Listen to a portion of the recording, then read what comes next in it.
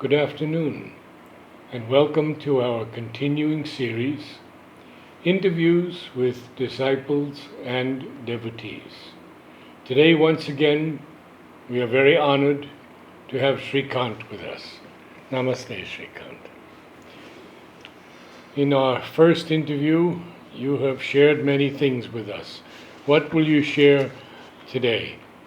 You talked Now, about last time I spoke to you that what my main study had become the prayers and meditation, and of course the poems of Aurobindo.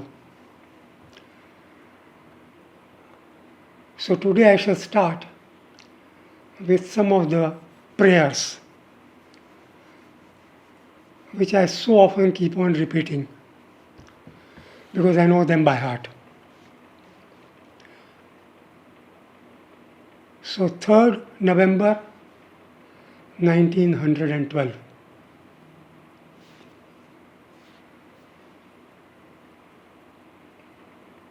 Ta lumière est en moi comme feu vivifiant, et ton divin amour me pénètre de tout mon être. J'aspire à ce que tu règnes en Seigneur souverain, dans ce corps qui va devenir ton instrument docile et ton fidèle serviteur.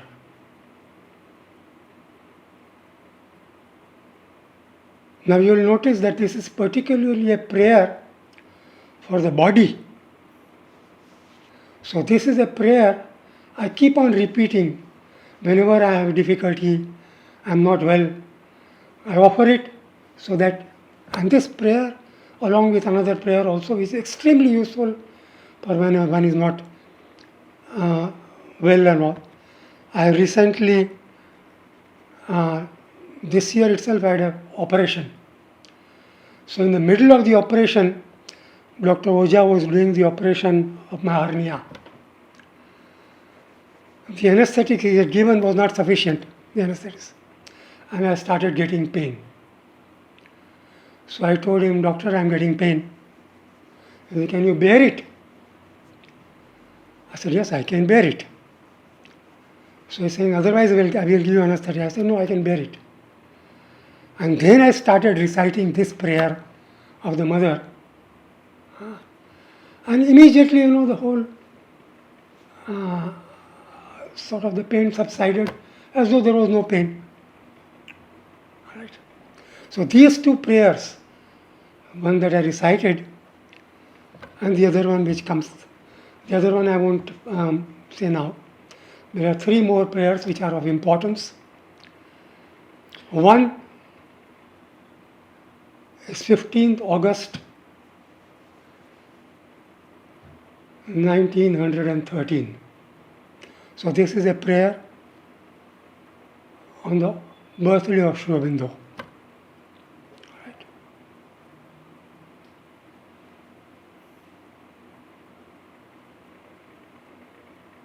Dans ce soir qui tombe, ta paix se fait plus profonde et plus douce, et ta voix plus nettement perceptible dans le silence qui remplit mon être. Ô divin Maître, à toi notre vie, notre pensée, notre amour, tout notre être reprends possession de ton bien, car tu es nous-mêmes dans notre réalité.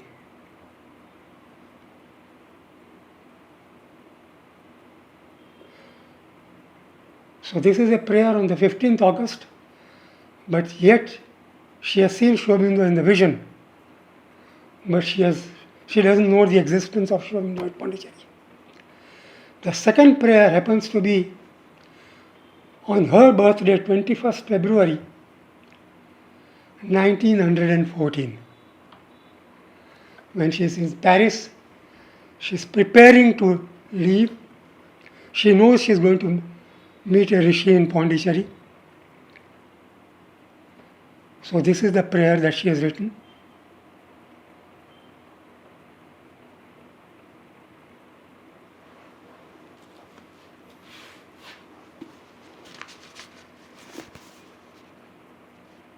Il faudrait que chaque jour, chaque instant soit l'occasion d'une consécration nouvelle et plus complète.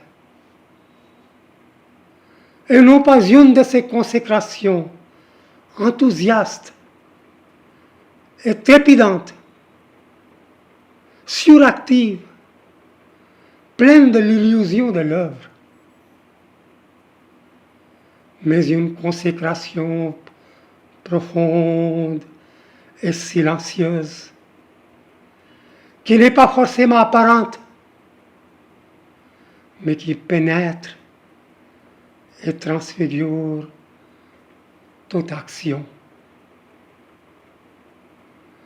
Il faudrait que notre esprit, paisible et solitaire, repose toujours en toi, et que de plus en plus, et que de ce pur sommet, il est la perception exacte des réalités, de la réalité unique et éternelle, derrière les instables et fugitives apparences. Ô Seigneur,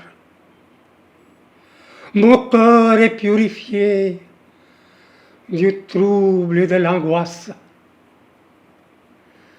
Il est ferme et calme, et te voit en toutes choses. Et quelles que soient nos actions extérieures, quelles que soient les circonstances que nous réserve l'avenir, je sais que toi seul vis, que toi seul est réel dans ton immuable permanence. Et c'est en toi que nous vivons. Que la paix soit sur toute la terre. Now, third also is a prayer written on another Darshan day, 24th of November. But 1914, and this is 1931. Now, this was the time where 2-3 famous things had happened. She was distributing soup to the sadhaks, and each sadhaks, whatever the difficulty, whatever, as a guru she was taking the ill of the sadhak upon herself. And she became so emancipated that Aurobindo had to stop that soup ceremony. Right? So this was in 1931. And it was a great, when that time Kobayashi had come, just before that, the yoga was at a vital level. Such great things started happening that she went and told Aurobindo, I have got the power of word with me. Whatever I desire, I am going to get. So Aurobindo heard quietly. So yes, ours will become the greatest religion on the earth. Everybody will come. And she was also listening, and he was also telling seriously. Suddenly at one stage she felt that somewhere Lord was not. So she immediately said, "Okay, Lord, why, it seems to me that somewhere you are not happy about this." Yes, it's not that I am unhappy, but all that you are mentioning that we will be, it is going to be at the over mind level. It will be the greatest religion on the earth. And in each of the great sadhaks, in somebody Indra descended, as I told you, Nalinda Varun descended, and the first copy of the mother that was published, mother herself wrote to Varun and signed it as below as Aditi. So mother Aditi descended. Mother Aditi. So that book is available. So as soon as mother heard this from Aurobindo, we are aspiring for something much higher. We are aspiring for supermind. And we want to bring down supermind here on this earth. And then the whole yoga came down to the level of the physical. And then everything that was, all the sadhaks were feeling that they were uplifted, and everybody started feeling so much down, black, because yoga has come down to the level of the physical. And that it was so difficult that at one stage finally Aurobindo, they told that matter is too resistant. Two wars came, 1914 and 1939, First World War and Second World War. And this was one of the questions which I had asked to you. I don't remember whether it was on this conversation or not. Okay, why mother had to leave? She came on the 29th March 1914. Oh, toi! When she saw him, very next day she wrote, Oh, toi, que nous devons connaître, comprendre, réaliser. Toi qui nous guides et nous protèges, nous détermine et nous inspire, fais que ces âmes faibles soient fortifiées. À toi, je les confie au même titre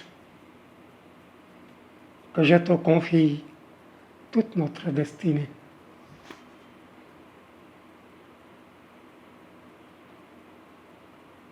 Now here, she came with Paul Richard. In agenda it is written very clearly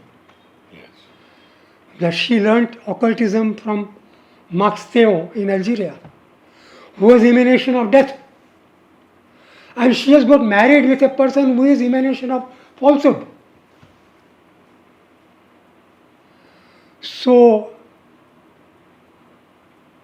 each one wanting to show that we are not going to allow you to establish yourself on here. And so angry Paul Richard was on the mother, because she is getting too close to Aurobindo, that at one stage, in that very same house today where archives department is, Janti Lagda is staying, she was there, and he tried to strangle the mother. And mother said, Oh Lord! And immediately the grip released. Then he was very upset.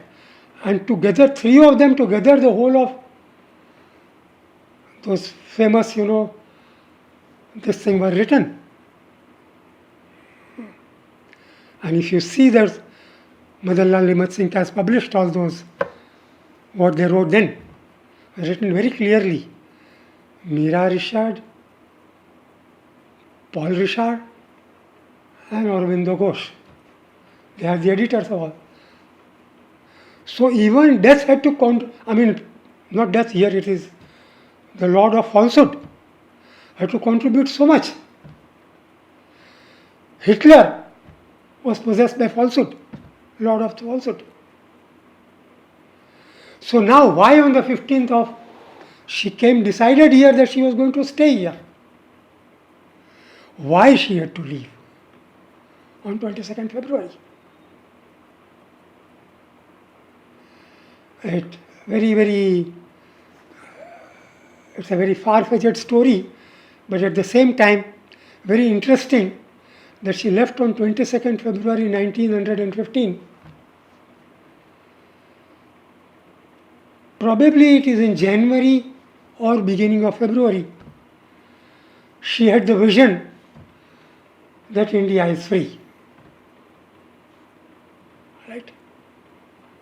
And she later on tells when Manoj asked the question in playground to mother, but you had said that India is free. Yes, I saw it, India is free. But I saw it in January or February 1915.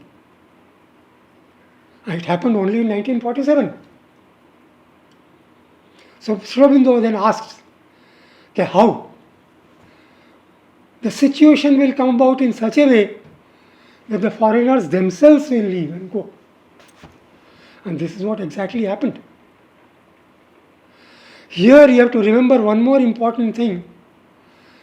As an American, you should be proud about this, that America had a great role to play in getting India free. President Roosevelt played a great role there. After the war, Churchill, though he had promised, after the Second World War, officially the Congress and the Congress party didn't join. But thousands of Indian soldiers joined the war, and they did the greatest of heroism. After the war, Churchill had no interest of giving the freedom. It is Roosevelt who forced through. I always tell people that you must remember that this was the biggest mistake that Nehru made of going to Russia. Yes, Pakistan went. They are all materialistic people. But we should not have left America. That's why India suffered so much. Now, of course, we are getting closer and closer. And here also it is very interesting. Somebody mentioned who it was. I think it was the mother. How India is, America at the moment, the way it is with Pakistan. So mother said, wait, time will come when America itself will leave, Pakistan will come to India. And see the fun now.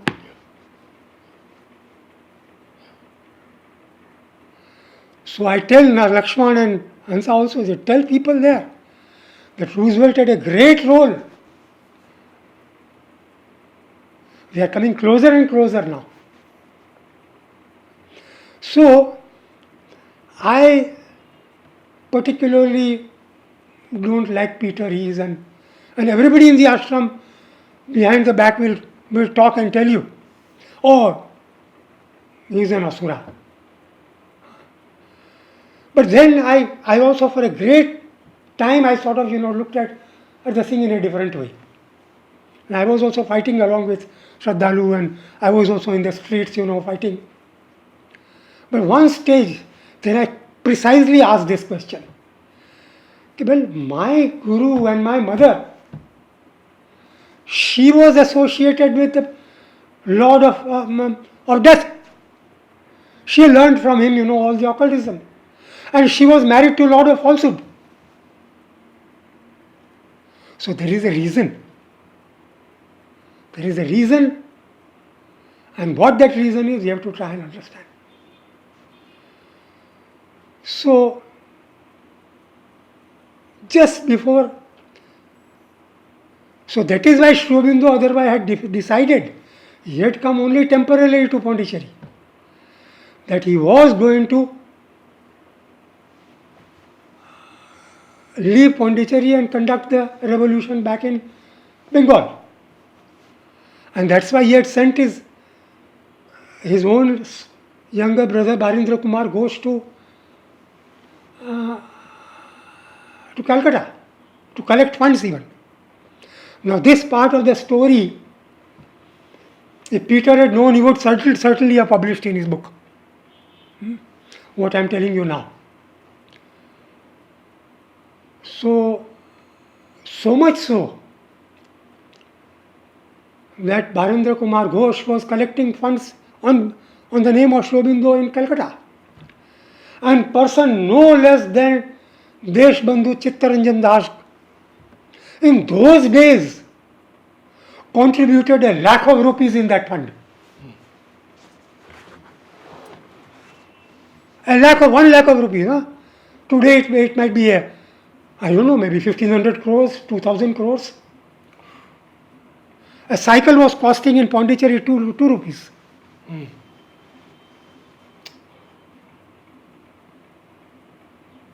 So imagine in those days, a lakh of rupees was given to Bharendra Kumar Ghosh. Now there was a great tussle. This tussle exists even today also. I won't tell everything. That's why people don't like me to talk too much. All right. But now what happened to that money? Aurobindo here was begging and writing a letter to Motilal Roy in Chandranagar, kindly send for this month at least 5 rupees. You must have read those letters, 5 rupees, 10 rupees. And Bharendra Kumar Ghosh never gave that money. He never even informed Aurobindo that he had so much money. So this part of the story, when Rishabh Chand was writing the life of Aurobindo in Bulletin, serial wise it has come out. So this story came to Rishabh Chand. And Rishabh Chandra wrote to his mother. Okay, mother, shall I publish this story or not? So I am partly acting against what mother said, but I think it is enough of time now in the whole thing, background behind to tell this story. So all those things that Peter Hees has written in Lives of Aurobindo, it is not on his own he has come to know. He has come to know through Nirodvaran. Alright? And that's why he should have made it sure that these are not published. Because he has written with a pejorative mind. He has written with a mind which is really as though he is possessed by falsity. So this is what exactly mother then told to Rishabh Chand. Okay, then there was a great difference between Bharendra Kumar Ghosh and Aurobindo. Now this difficulty existed even for Aurobindo at that time, and partly it exists, is carrying out not only all these ages, that even partly it exists even today. So whole the Bengali group which was there around Aurobindo, they felt that Aurobindo announcing that this is the Divine Mother is not correct. Now actually they knew who Aurobindo was. I'll give you Sudhir Kumar Roy's recorded, in that he says, I had forgotten this. He says very clearly that Aurobindo, when he was going to Andaman's jail, he asked Aurobindo, okay, what shall I do? I am leaving you. Nalini Kam Gupta, Aurobindo, they remained quiet. But these people, on behalf of Bharendra Kumar Ghosh, confessed openly in the court that we have done this. Right? Because British government started punishing and killing and harassing all the so-called innocent people. So Bharendra Kumar Ghosh came out, we have done the thing. Why should we not come out in the open and say that we have done this? There was a huge difference of opinion between Aurobindo and Bharendra Kumar Ghosh. Aurobindo said very, very clearly, privately among his disciples, that the so-called innocent people of India are not innocent. It is their ignorance their desire to remain in the low in the mud and earth. That they have no aspiration to rise. It is this suffering that will make them rise. And when you have to fight to get out of the clutch of you are a subject nation, your blood must flow in rich, your blood must flow. Like Subhash Bose said that, give me the blood and I shall give you the freedom. But Aurobindo didn't even agree with Subhash Bose also. He said no. At that time, he said no. Okay, he in fact contributed to the war machinery. And if what he did, he contributed, he told to Mahatma Gandhi and these people, okay, please accept this mission, KIPS mission.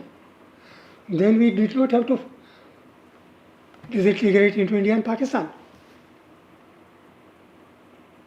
They did not understand what Aurobindo was telling. And they said, let him remain in his corner. Even today, Modi has so close to him, he had Kirit Joshi as the education advisor. He himself has read of Aurobindo, everything, he is close to Aurobindo. But he has not understood Aurobindo as yet as well. Because Aurobindo refused to see Mahatma Gandhi when he came to Pondicherry. Because Aurobindo was always going above. And it is when he got the vision, when mother told that India is free, that whole his program changed. Alright? Then he decided, well, there are others who are going to give the freedom of India, I don't have to bother now. Otherwise, he said, when an ogre or a rakshasa or a pisacha is sitting over the chest of my mother, have I the right to eat properly? Every Indian must fight, and nobody gives you freedom on a platter.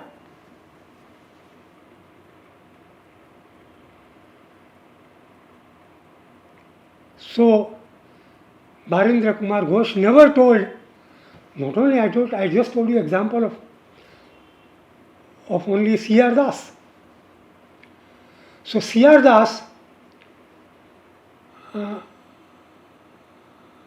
and I'll tell you later on, he wrote to Aurobindo after some time. To Aurobindo, when are you coming? Meanwhile, Aurobindo has completely changed his program. And Aurobindo doesn't even know that he has given 1 lakh of rupees to Barin. Probably Aurobindo never knew till the end.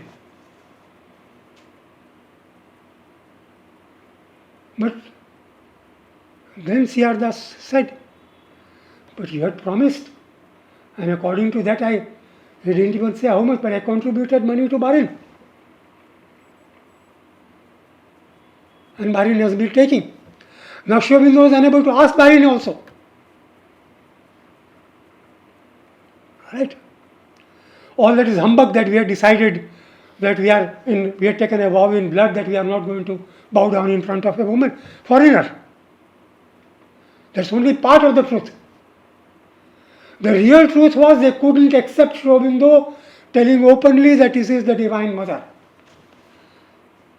And they were all saying, you see the photograph of, it is published also, Aurobindo sitting on a chair and all these disciples also are sitting on side with Aurobindo chair. And mother used to sit on the floor. So it took them a long time to accept. And even Aurobindo also saw that people are not going to accept. So for a long time, he wasn't mentioning or telling, calling mother as mother. He was going on calling her as Mira. So this brings to the word Mira. Yes, very good. And the cephalid So star. when mother was born, this cephalid star, which is called Mira, it is in a very, very low so low that even with a telescope, very powerful telescope, only you can see that star. And it in, I don't know, maybe 100, 200 years, sometimes it suddenly becomes bright. So when mother was born, this star had suddenly become bright in the sky. And that's why the parents, Matilda, Alfasa and all that, they kept mother's name as Mirra. But it is something so very interesting, that word Mirra, which exists, in Greek and whatever in Western, this thing, something similar, we have Mira here in Indian legend also. It's not legend, it's in Indian history itself. How both the things combine together here. It's very interesting. So anyway, so when Rishabh Chand wrote to the mother, what shall I do? So mother said, okay, look here, myself and Aurobindo, we are what we are. It is not going to make any difference to me or Aurobindo. But when you write this story in the bulletin and say that such a thing happened, that his own disciple took money, and such a disciple whom Barindra Kumar had accepted Aurobindo as his guru, and yet he, with the money, he does this trick. So people at large will misunderstand Aurobindo. And human being as they are, it will somewhere within their psyche, this story will carry through. So it's not going to hurt us, but it will hurt them. And therefore I think it is best that it is left out, because if it hurts the psyche of the human being and if they start thinking differently, our work is to transform and change them. So we will be acting against our own interest, and we will be as though cutting our own legs. See how beautiful.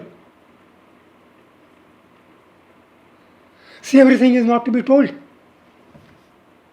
This is what I was telling to Pranab also, that we know so many stories. That doesn't mean we are going to talk out everything in the open.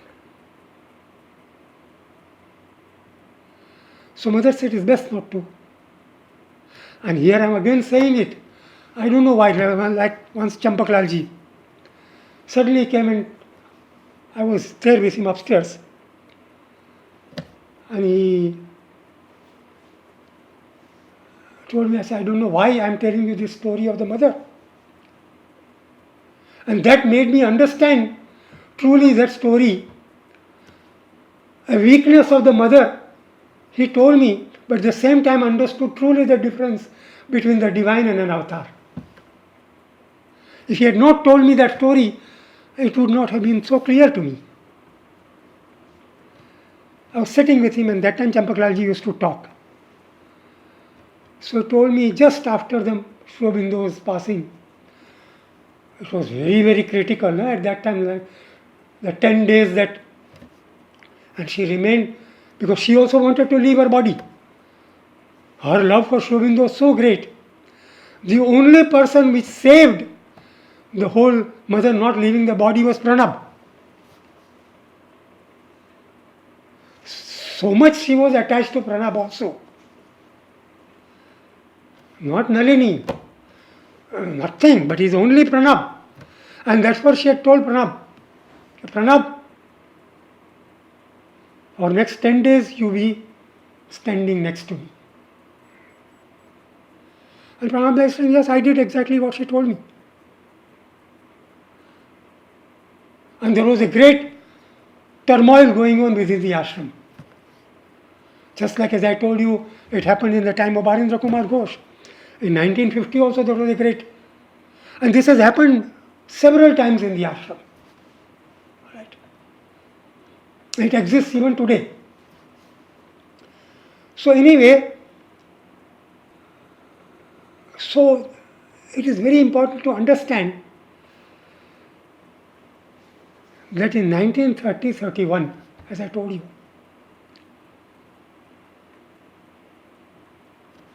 whole thing was, she had created a whole world. She went, as soon as she heard from an, she immediately understood that Aurobindo was just trying to poke her.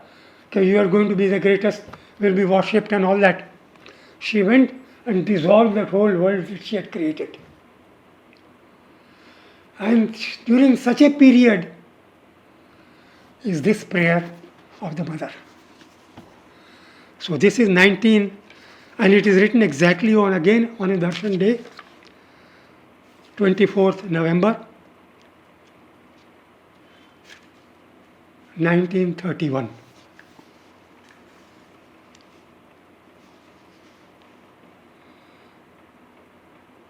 Ô mon Seigneur, mon doux maître,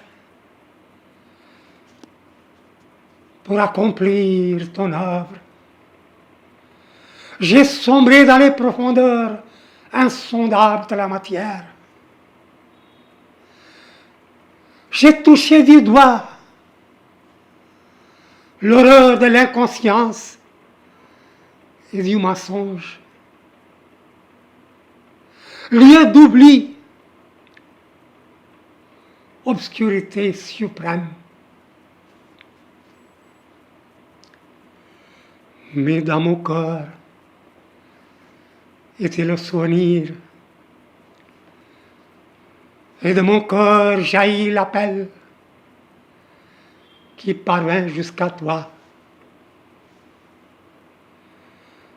Seigneur, Seigneur, tes ennemis semblent triompher de toutes parts. Le mensonge est le souverain du monde.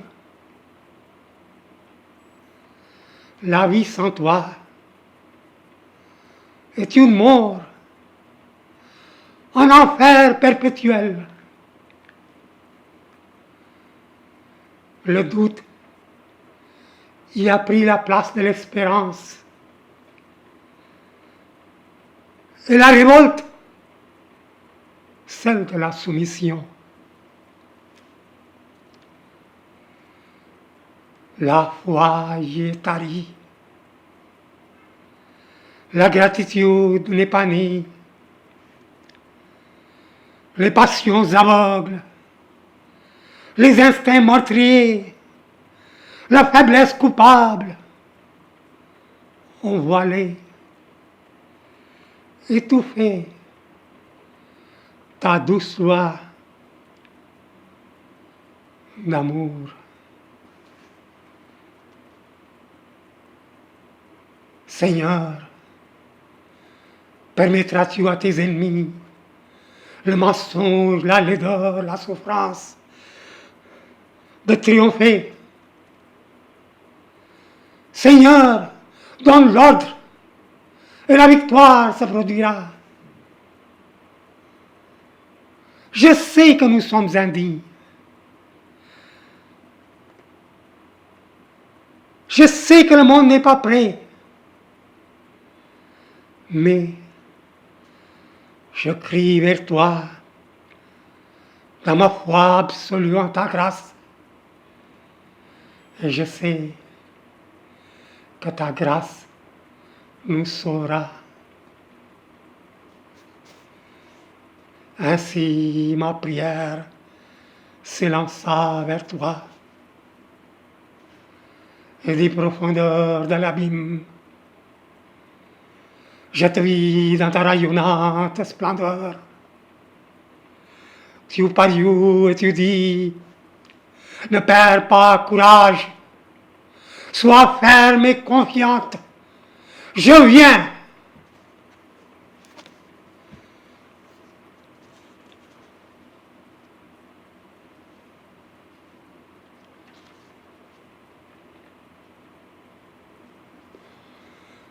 Now this is the last but one prayer of the prayers and meditation,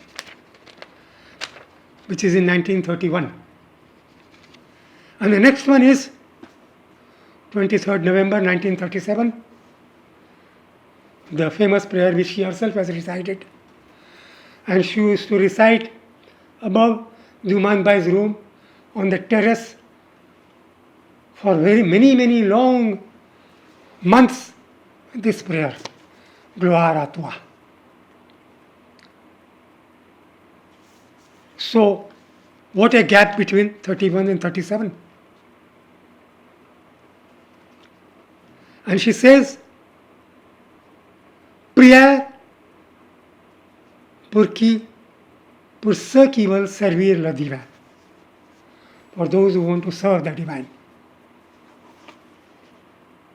Gloire à toi, Seigneur, triomphateur de tous les obstacles. Permets que rien en nous ne fasse obstacle à ton œuvre. Permets que rien ne retarde ta manifestation. Que ta volonté soit faite en toutes choses et à tout moment. Nous sommes devant toi pour que ta volonté s'accomplisse en nous, dans tous les éléments, toutes les activités de notre être, depuis les hauteurs suprêmes jusqu'aux moindres cellules de notre corps. Permets que nous te soyons entièrement et éternellement fidèles. Nous voulons être complètement sous ton influence, en exclusion de tout autre.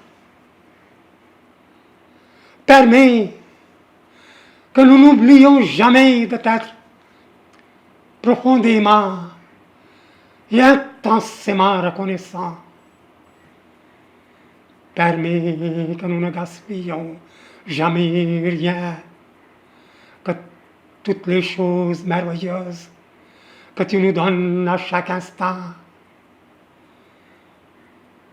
Permets que tout en nous collabore à ton œuvre, que tout soit prêt pour ta réalisation. Gloire à toi, Seigneur, réalisateur suprême.